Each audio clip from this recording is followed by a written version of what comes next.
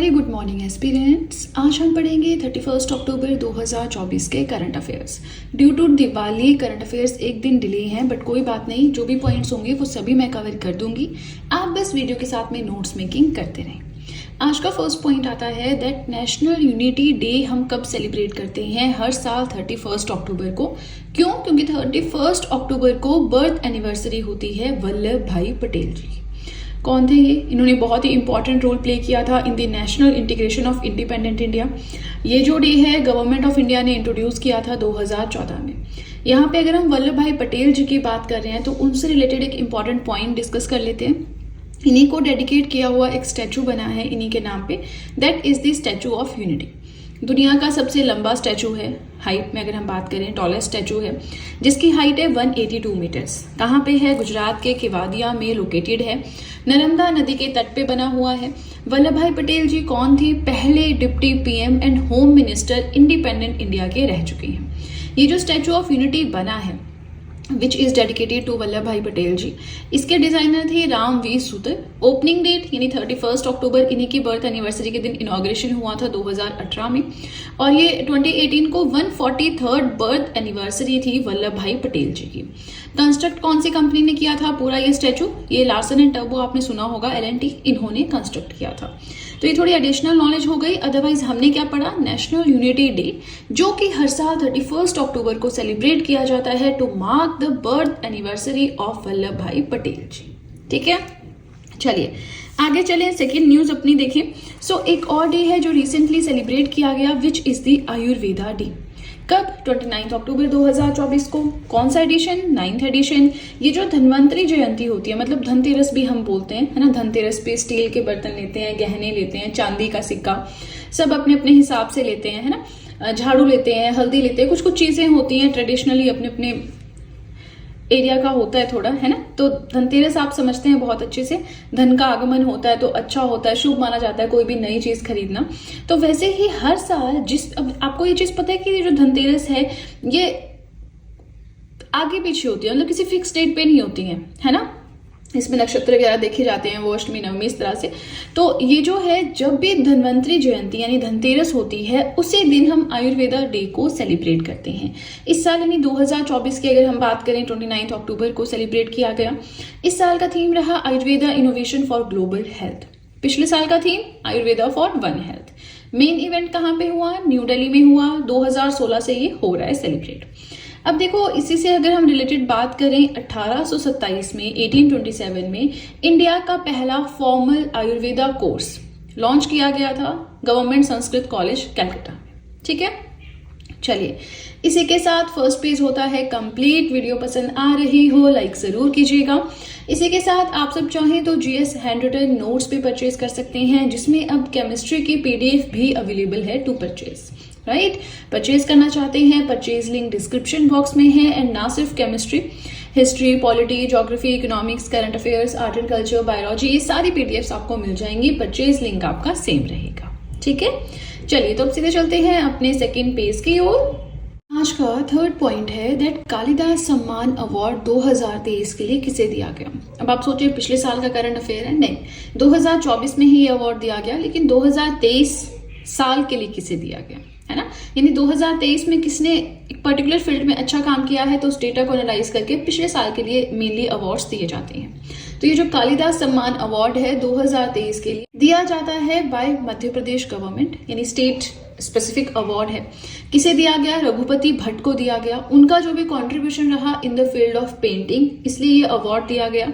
एक फंक्शन हुआ था उज्जैन एमपी में, वहां पे ये अवार्ड दिया गया। ठीक है, आगे चले फोर्थ पॉइंट अपना देखें तो चेयरमैन कौन बने हैं Rajasthan economic revival task force के। पहली चीज की ये टास्क फोर्स है क्या? तो स्टेट में इकोनॉमिक लेवल पे डेवलपमेंट हो पूरी तरह से, उसके लिए एक टास्क फोर्स बनी है ना। तो इसके चेयरमैन बने हैं भजन लाल शर्मा, जो कि सीएम है राजस्थान के।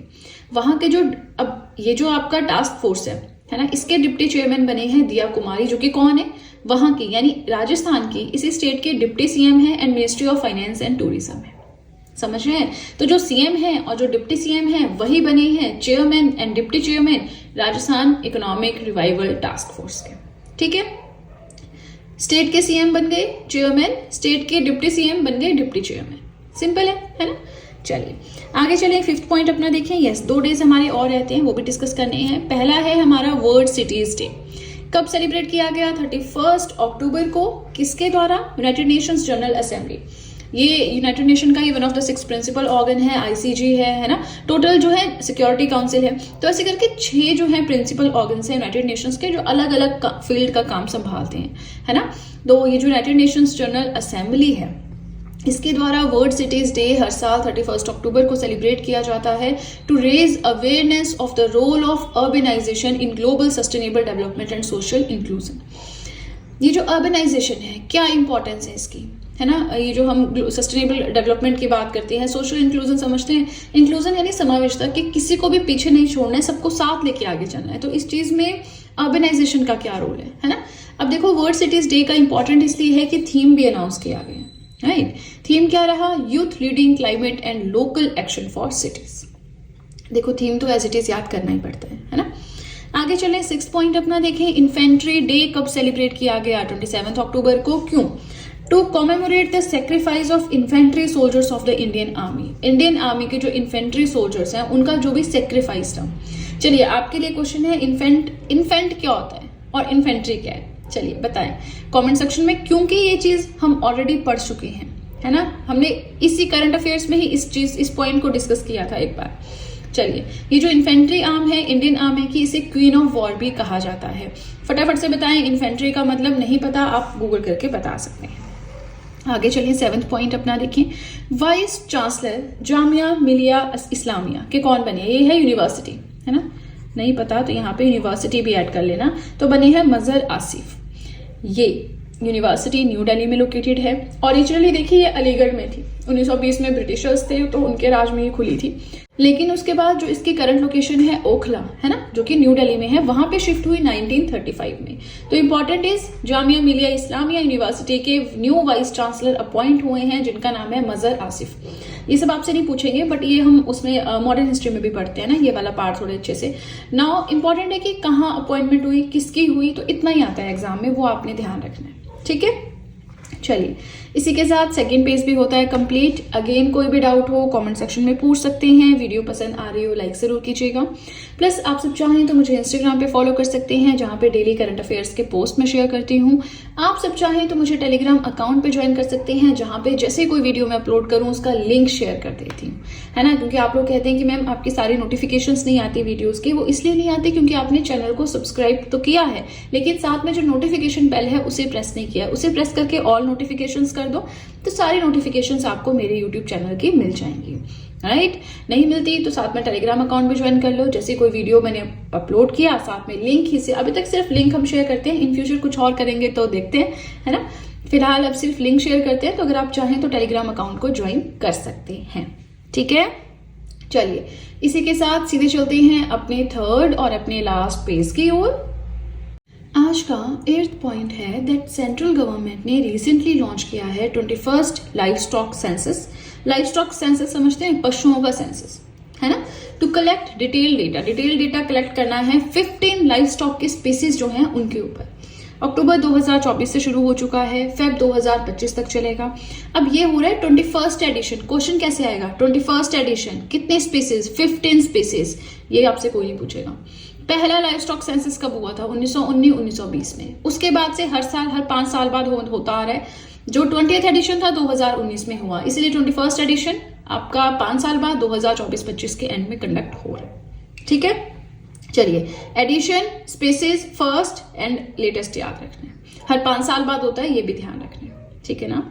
आगे चलिए, 9th पॉइंट देखें, सेकेंड इंडियन। अच्छा, सेकेंड ऐसे इंडियन जो चेयरमैन बने हैं वर्ल्ड स्टील एसोसिएशन के कौन है?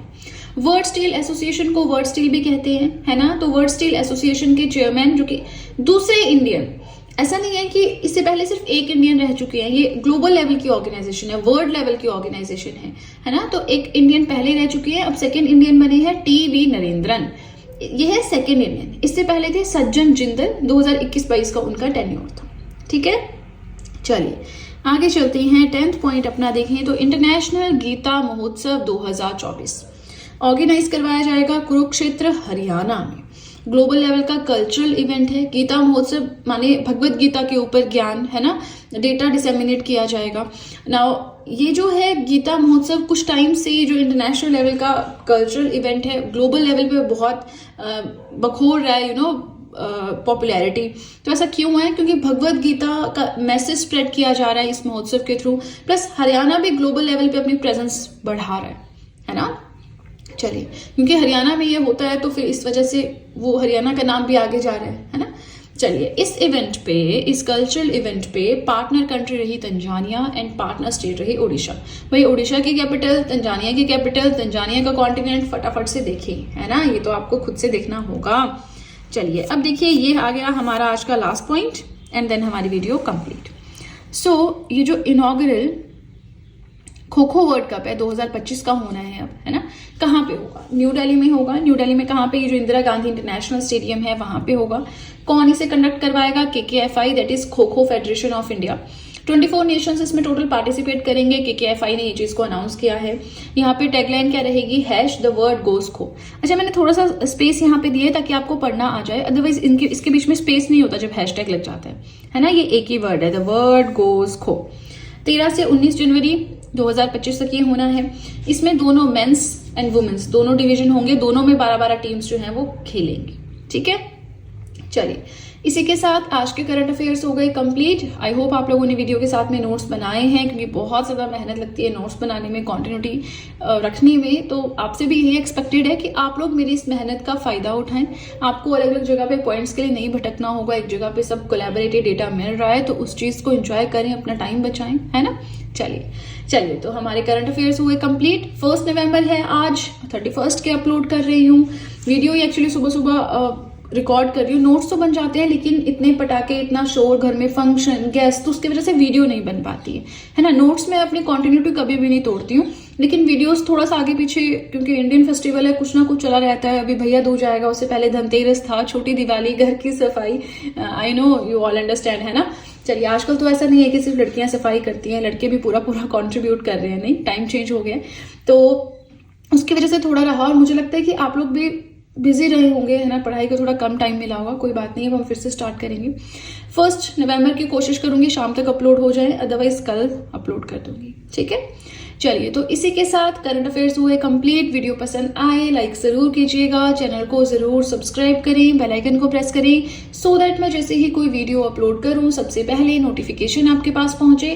प्लस जो भी आपके फ्रेंड्स हैं जो भी गवर्नमेंट एग्जाम्स के लिए प्रिपेयर कर रहे हैं, उनके साथ भी मेरे चैनल का लिंक जरूर शेयर करें, so that in handwritten notes का उन्हें भी कुछ फायदा हो सके। तो चलिए फ्रेंड्स, आज के लिए इतना ही। अब हम मिलेंगे नेक्स्ट वीडियो में। So that's it and see you soon.